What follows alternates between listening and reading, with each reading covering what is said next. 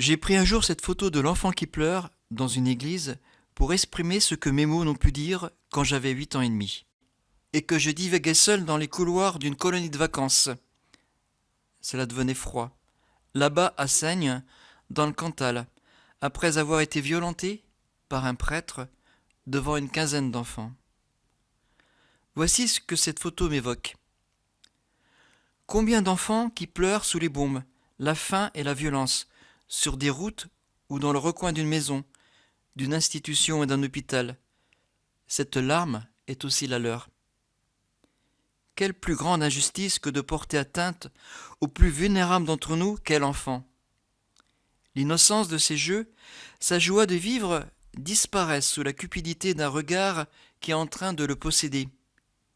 Il n'est plus qu'un objet, maltraité, violenté, violé. Son abandon est total par l'indifférence de ceux censés le protéger et le secourir.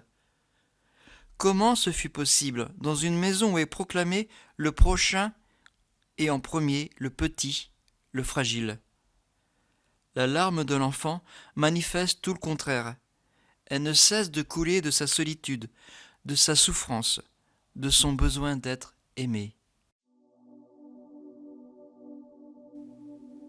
Je veux croire pourtant que tout n'est pas perdu.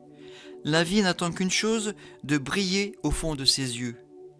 Qu'il soit encore enfant ou devenu même très âgé, adulte, une parole peut briser l'isolement de la violence subie.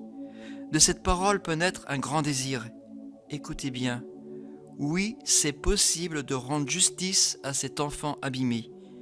Il ne sera jamais trop tard, même après tant d'années d'attente. Et peut-être qu'un jour, cette larme qui coule se transforme en larme de joie, du bonheur de la paix retrouvée et de la dignité proclamée.